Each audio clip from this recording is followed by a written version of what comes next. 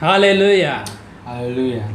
आप सभी को प्रभु यीशु मसीह के नाम में जय मसीह की। जय मसीह। परमेश्वर ने एक सुनहरा दिन दिया है, विश्राम दिन, उसकी आराधना करने का दिन। सो आइए हम लोग उसकी महिमा करेंगे, उसकी आराधना करेंगे। हम लोग प्रार्थना के साथ शुरुआत करें। आइए हम लोग प्रार्थना करें। धन्यवाद महान सर्वशक्तिमान परमेश्वर, आज की सुंदर समय के लिए आपने ठहराया है ताकि हम आपके संगति में आए, आपकी स्तुति, आपकी आराधना करें। इस समय को आपके हाथ में सौंपते हैं। हमारी आराधना को आप स्वीकार कर लीजिए, हमें स्वीकार कर लीजिए और हमें आशीषित कीजिए, अपने वचन के द्वारा बातचीत कीजिए।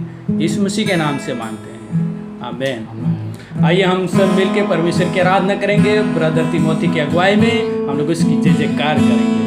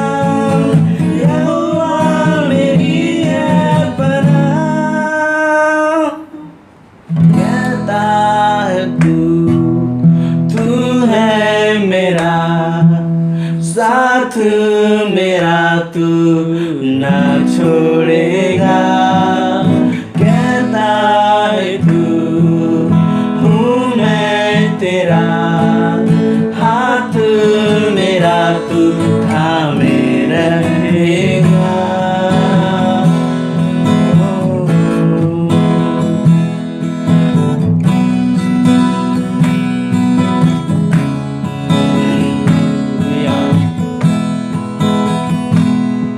तेरी स्तुति मैं करूं, आराधना करूं दिल से, दिल से। तेरी स्तुति मैं करूं, आराधना करूं दिल से, दिल से। मेरी सांसों में तेरा नाम रहे, मेरी सांसों में तेरा नाम रहे, हे प्रभु ही तू। तेरी स्तुति मैं करूं, आराधना करूं दिल से, दिल से। तेरी स्तुति मैं करूं, आराधना करूं दिल से, दिल से। जहाँ मेरी नजर जाए वहाँ तेरी स्तुति हो, जहाँ मेरी नजर जाए वहाँ तेरी स्तुति हो। सारी दुनिया का रखवाला तू, सारी दुनिया का रखवाला तू, हे प्रभु तू ही तू। तेरी स्तुति मैं करूं, आराधना करूं दिल से, दिल से। तेरी स्तुति मैं करूं, आराधना करूं दिल से, दिल से।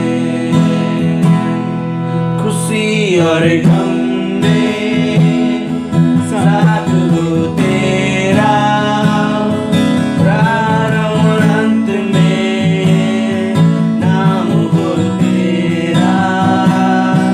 खुशी और गम में साथ हो तेरा, प्रारंभ और अंत में नाम हो तेरा। मेरे जीवन का सहारा तू, मेरे जीवन का सहारा तू, हे प्रभु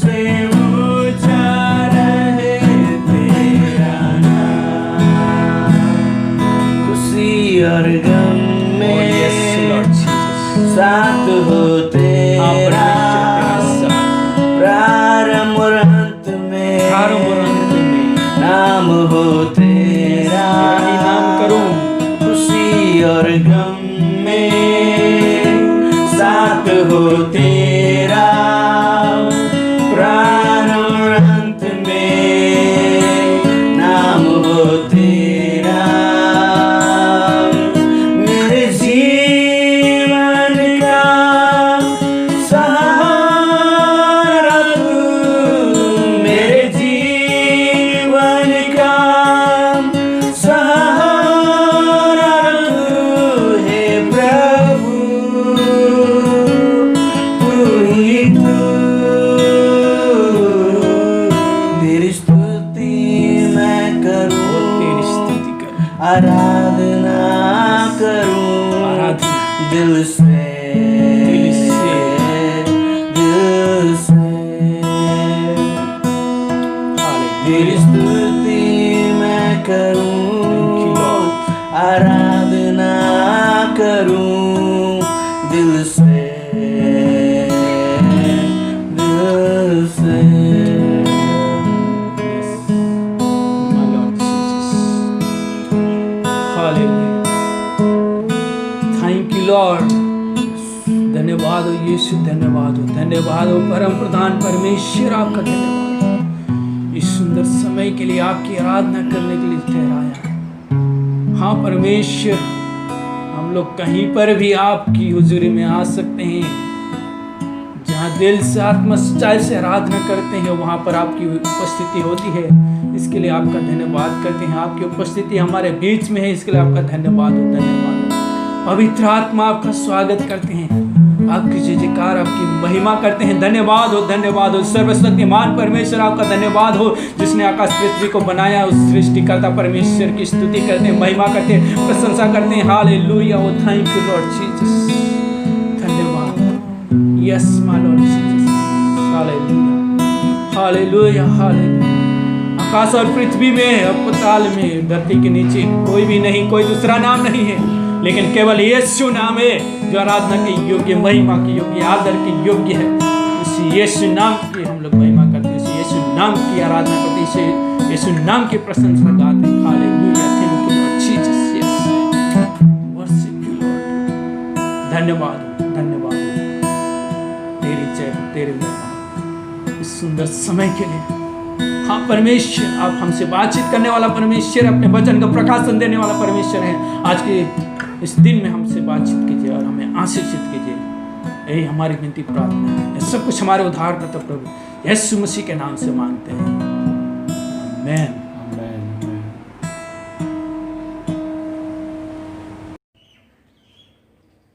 हालेलुया, धन्यवाद हो यीशु, परमेश्वर की महिमा इस सुंदर समय के लिए। आइए हम लोग परमेश्वर के वचन की ओर ध्यान लगाएंगे। परमेश्वर आज की सुबह में हमसे बातचीत करने के लिए चाहता है। परमेश्वर आज की सुबह में हमें आशीषित करने के लिए चाहता है। वो परमेश्वर का वचन जो बाइबल में लिखा हुआ है कितना ही महत्वपूर्ण है हमारे लिए, हमारी जिंदगी के लिए। सो आज की सुबह में परमेश्वर हमसे क्या बातचीत करने के लिए चाहते हैं। जैसे अभी हम लोग बहुत संकट में जी रहे हैं, बहुत मुसीबतें आ रही हैं। हम भारतवर्ष में कोरोना के साथ साथ बहुत सारे राज्य में बाढ़ की स्थिति बनी हुई है। बाढ़ के कारण बहुत ही भयावह स्थिति है, तो उसके लिए हमें प्रार्थना करने की जरूरत है। ये कोरोना की विपत्ति क्यों है, इसके लेकर कई सवाल है। लोगों के मन में कई सवाल है कि वो लोग सोच रहे हैं कि ये क्या है।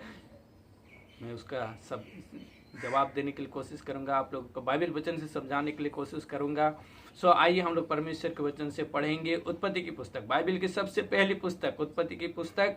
और जब हम लोग 5वां अध्याय से आगे पढ़ते हैं, उसमें एक व्यक्ति के बारे में वर्णन आता है, नूह के बारे में वर्णन आता है। हम लोग नूह के बारे में देखेंगे, नूह के जीवन से देखेंगे और समझने के लिए कोशिश करेंगे अभी जो हमारी हालत है, वो हालत, वो सिचुएशन क्यों है। आइए हम लोग वचन पढ़ेंगे। उत्पत्ति पुस्तक उसका 5वां अध्याय उसका 28 वचन में पढ़ रहा हूँ। Genesis chapter 5 verse 28। जब लेमेक 182 वर्ष का हुआ तब उससे एक पुत्र जन्म हुआ। उसने ये कहकर उसका नाम नूह रखा। यहोवा ने जो पृथ्वी को साफ दिया है उसके विषय ये लड़का हमारे काम में और उस कठिन परिश्रम में जो हम करते हैं हमको शांति देगा। यहाँ पर हम लोग देखते हैं नूह के बारे में लिखा गया है। नूह के पिताजी का नाम लेमेक था और लेमेक से नूह का जन्म हुआ। और जब नूह का जन्म हुआ तो उसका नाम नूह क्यों रखा गया? उस नूह का शब्द का अर्थ यहाँ हम लोग देख पाते हैं। नूह के शब्द का अर्थ क्या था? नूह अर्थात वो हमें शांति देगा। कब शांति देगा?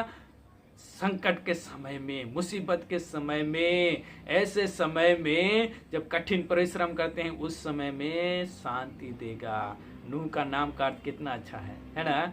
और सचमुच में नूह शब्द का अर्थ जो था शांति देने वाला, शांति देगा, तो यूं ही नहीं रखा गया, लेकिन उसका काम वैसा ही था। वो शांति देने वाला व्यक्ति के रूप में उभरा, ऐसे ही वो बड़ा हुआ, अपने परिवार के लिए वो शांति देने वाले के रूप में रहा और उसके परिवार वाले बहुत ही खुश थे, बहुत ही आनंदित थे कि सचमुच में ये हमें शांति दे रहा है।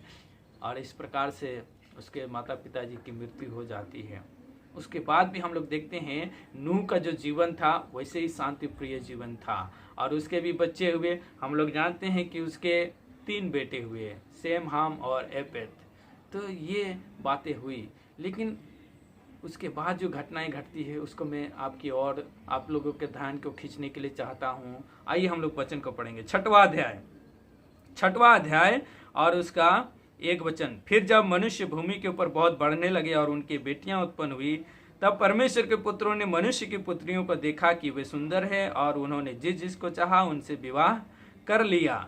यहाँ पर हम लोग देखते हैं 2 कैटेगरी दिखाई दे रहा। परमेश्वर के पुत्रों ने मनुष्य की पुत्रियों को देखा। ये क्या है? अर्थात धर्मी लोग और अधर्मी लोग। यहाँ पर हम लोग देख रहे हैं धर्मी लोग और अधर्मी लोग दोनों के बीच में संबंध बन रहा है, रिश्ता जुड़ रहा है। ये आपस में एक दूसरे से शादी विवाह कर रहे हैं। यहाँ बहुत ही भयंकर बात लिखी गई है कि धर्मी लोग अधर्मियों के साथ में संबंध बना रहे हैं, धर्मियों का अधर्मियों के साथ में रिश्ता बन रहा है। ये अच्छी बात नहीं है। क्यों भाई, ये क्यों अच्छी बात नहीं है? क्योंकि धर्मियों को परमेश्वर ने चुन लिया है, परमेश्वर ने धर्मियों को अपने लिए अलग किया है ताकि वो लोग पवित्र जीवन जिए, वो लोग शुद्ध जीवन जिए, वो लोग अच्छा जीवन जिए और परमेश्वर के लिए वो लोग पवित्र बने रहें। लेकिन यहाँ पर हम लोग देखते हैं कि धर्मियों का अधर्मियों के साथ संबंध बन गया, रिश्ता जुड़ गया, शादी विवाह हो गया। तो क्या हो गया? क्या उनसे शादी विवाह नहीं कर सकते? क्या उनसे रिश्ता नहीं जोड़ सकते? क्या उनसे रिश्ता जोड़कर पवित्र जीवन नहीं जी सकते? बहुत मुश्किल है, आसान नहीं है, ये बहुत मुश्किल है। हाँ मेरे प्रियो, मैं इस बात को कहने के लिए चाहता हूं कि जैसे पौलुस भी कहता है, पौलुस अपनी पत्रियों में क्या कहता है कि धर्मियों का विधर्मियों से क्या मेलजोल। पौलुस अपनी पत्री में तो यही बात कह रहा है कि धर्मियों का अधर्मियों के साथ क्या मेलजोल? कोई मेलजोल नहीं है। और जब धर्मी अधर्मियों के साथ मेलजोल करते हैं, संबंध बनाते हैं, रिश्ता जोड़ते हैं, तब क्या होता है? बुराई बढ़ती है, पाप होता है। और यही तो परमेश्वर नहीं चाहते हैं और यही तो पौलुस नहीं चाह रहा था, इसीलिए वो उसने जोड़ दिया और कहा कि धर्मियों का अधर्मियों के साथ क्या मेलजोल। और यहाँ पर भी वही बात हुई। हाँ देखिए यहाँ पर क्या आगे क्या लिखा हुआ, मैं पढ़ने के लिए चाह रहा हूं। देखिए 3 वचन में क्या कह रहा है, परमेश्वर क्या कह रहे हैं। तब यहोवा ने कहा, मेरा आत्मा मनुष्य से सदा विवाद करता ना रहेगा, क्योंकि मनुष्य भी शरीर ही है, उसकी आयु 120 वर्ष की होगी। फिर आगे हम लोग देखते हैं 5 वचन। यहोवा ने देखा कि मनुष्य की बुराई पृथ्वी पर बढ़ गई है और उनके मन के विचार में जो कुछ उत्पन्न होता है वो निरंतर बुरा ही होता है। देखिए ये है मुख्य कारण कि धर्मी लोग अधर्मियों के साथ क्यों मेल ना करें, क्यों संबंध ना बनाए, क्यों ना रिश्ता जोड़े, क्यों शादी विवाह ना करें, क्योंकि इससे पाप बढ़ता है, बुराई बढ़ती है। और यहाँ पर वही हुआ है। देखिए नूह के समय में क्या हो रहा है, पाप बढ़ रहा है, बुराई बढ़ रही है, लोग इतने बुरे हो गए कि अच्छा काम करने के लिए सोच ही नहीं रहे, भलाई करने के लिए सोच ही नहीं रहे हैं। इतनी भयंकर दशा हो गई और परमेश्वर ने देखा, परमेश्वर को भी ये बात पसंद नहीं आई। सचमुच परमेश्वर ऐसी चीजों को बिल्कुल भी पसंद नहीं करते हैं। हाँ मेरे प्रियो, इसीलिए मैं इस बात को कहने के लिए चाहता हूँ कि हम जो धर्मी लोग हैं, हम लोग यीशु मसीह को जानने वाले हैं, हम अधर्मियों के साथ में ऐसा संबंध, ऐसा रिश्ता बिल्कुल भी ना बनाए। परमेश्वर इसको बिल्कुल पूरी तौर से खंडन करते हैं। हाँ परमेश्वर इसको पूरी तरह से क्या करते हैं, खंडन करते हैं। और वो चाहते हैं कि हम लोग परमेश्वर के लिए पवित्र बने रहें, मसीह लोग परमेश्वर के लिए अलग होकर जीवन व्यतीत करें, धर्मी के रूप में जीवन व्यतीत करें। ये बहुत ही महत्वपूर्ण बात है। हाँ, इसीलिए यहाँ पर लिखा हुआ है, परमेश्वर ने क्या कहा, परमेश्वर ने कहा 6 वचन 7 वचन, और यहोवा पृथ्वी पर मनुष्य को बनाने से पछताया और वो मन में अति खेदित हुआ। तब यहोवा ने कहा, मैं मनुष्य को जिसकी मैंने सृष्टि की है पृथ्वी के ऊपर से मिटा दूंगा, क्या मनुष्य, क्या पशु, क्या रेंगने वाले जंतु, क्या आकाश के पक्षी, सबको मिटा दूंगा, क्योंकि मैं उनके बनाने से पछताता हूँ। यहाँ पर परमेश्वर क्या कह रहे हैं, मैं संपूर्ण मानव जाति का विनाश कर दूंगा। क्यों विनाश करेगा भाई? परमेश्वर संपूर्ण मानव जाति क्यों विनाश करेगा? वो तो सृष्टि करता है, उसी ने तो मनुष्य को बनाया, मनुष्य को नर और नारी करके बनाया, सामाजिक प्राणी बनाया, और उसी ने आशीष दी कि फूलो फूलो और पृथ्वी में भर जाओ। फिर अभी वो क्यों कह रहे हैं कि तुम्हारा नाश कर दूंगा, मानव जाति को पूरी तरह से पृथ्वी से समापन कर दूंगा? उसका कारण है पाप। जैसे मैंने शुरुआत में कहा था कि आज भी कोरोना को लेकर मनुष्य के जीवन में कई तरह का विचार है, कई तरह का सवाल है। एक जवाब मैं दे देता हूँ, कोरोना का संकट क्यों आया? पाप के कारण आया। हाँ, ये 100% सत्य है, पाप के कारण ही कोरोना का संकट आया है, जिसके कारण पूरी दुनिया परेशान है, पूरे देशवासी लोग परेशान हैं, और वो लोग रो रहे हैं, बिलख रहे हैं, चिंता में पड़े हुए हैं। लेकिन इसका मूल कारण क्या है? पाप है, पाप पाप। हाँ, तो इससे कुछ बचाव है या नहीं? बचाव है। परमेश्वर ने नूह को क्या कहा? परमेश्वर ने नूह से बातचीत की, और जैसे 8 वचन में लिखा है, परंतु यहोवा के अनुग्रह की दृष्टि नूह पर बनी रही। परमेश्वर के अनुग्रह की दृष्टि नूह पर क्यों बनी रही भाई? वो तो संपूर्ण मानव जाति को नाश करने की बात करें, फिर यहाँ पर नूह को क्यों दया दृष्टि डाले, क्यों उसको बचाने के लिए चाह रहे हैं? क्योंकि नूह धर्मी था। हाँ, नूह क्या था? धर्मी व्यक्ति था, उसका घराना धर्मी परिवार था, इसीलिए परमेश्वर की दया दृष्टि नूह पर रही और परमेश्वर नूह को बचाने के लिए चाहा। हाँ मेरे प्रियो, परमेश्वर की नजर धर्मियों पर है। परमेश्वर की नजर किसके ऊपर में है? धर्मी लोगों के ऊपर में है, अपने लोगों के ऊपर में है, जो प्रभु यीशु मसीह की आज्ञा मानते हैं, जो प्रभु यीशु मसीह पर विश्वास करते हैं, उन पर परमेश्वर की नजर है, दया दृष्टि है। इसीलिए आज के युग में जितने लोग प्रभु यीशु मसीह पर विश्वास करते हैं वो लोग धन्य हैं, क्योंकि परमेश्वर की दया दृष्टि उन पर है। तो क्या मसीह लोग नहीं मरेंगे? मैं ये नहीं कह रहा हूं, मसीह लोग भी मरेंगे, मसीहियों की भी मृत्यु होगी, लेकिन परमेश्वर की दया दृष्टि उनके ऊपर में बनी रहती है। ये और भी शांति देने वाली बात है, दिल को तसल्ली देने वाली बात है, मन को तसल्ली देने वाली बात है कि परमेश्वर की दया दृष्टि मसीहियों पर है, हम पर है।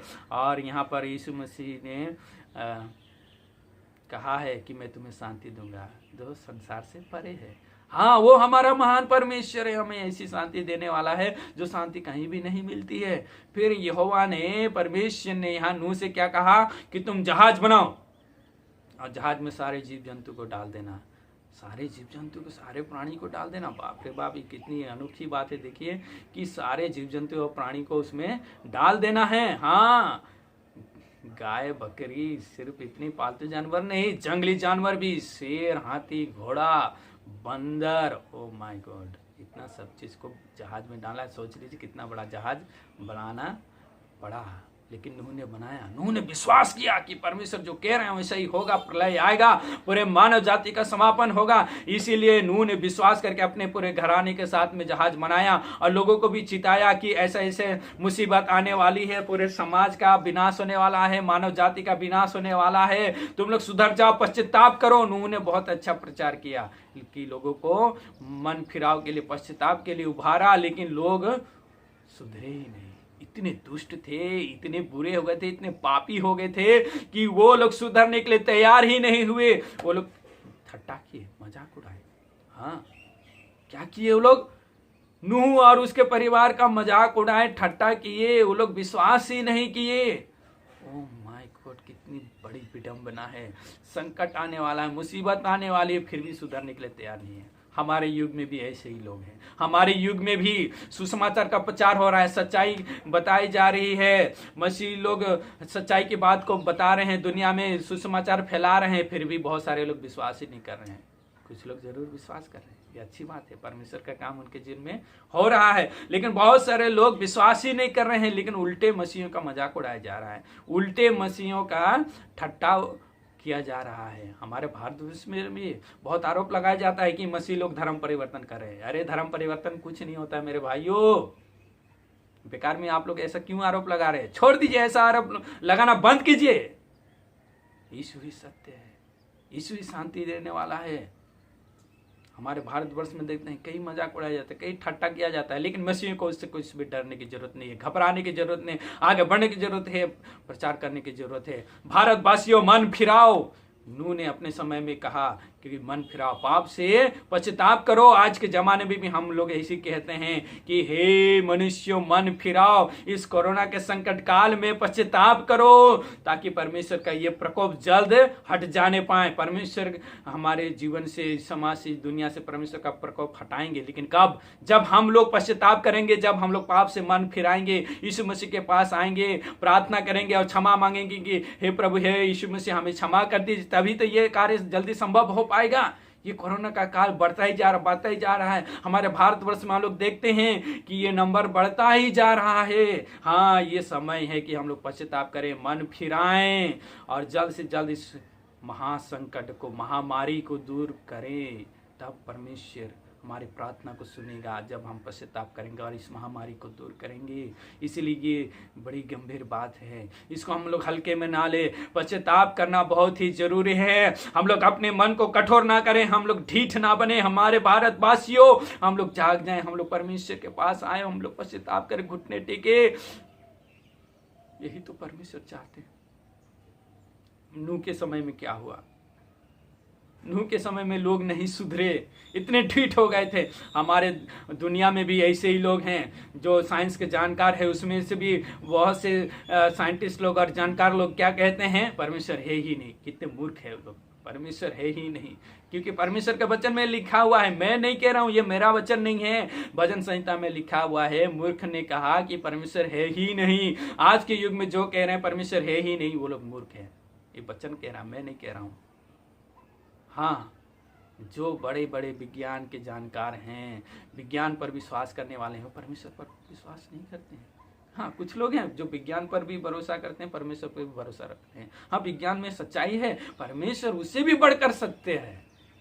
साइंटिस्ट लोग, विज्ञान के ज्ञाता जानकार लोग क्या कहते हैं कि ये है, वो है, ऐसा कारण वैसा कारण देते हैं। अच्छी बात है, जो कुछ परमेश्वर ने बताया उसके बारे में वो लोग ऐसे अनुसंधान कर रहे हैं और जानकारी दे रहे हैं, लेकिन उनको पूरी जानकारी है ही नहीं। परमेश्वर को पूरी जानकारी है। परमेश्वर ने ब्रह्मांड को बनाया, दुनिया को बनाया, सृष्टि की रचना की, उसमें से बहुत सारी बातों का अभी साइंस को पता ही नहीं, वैज्ञानिक को पता ही नहीं। नए नई चीज को वो लोग ढूंढ रहे, पा रहे हैं, तो बोलते हैं हाँ ये नई चीज मिली। नई चीज क्या मिली? वो आपके लिए, हमारे लिए नई चीज है, परमेश्वर के लिए तो पुरानी चीज है। परमेश्वर ने तो पहले ही बना दिया है।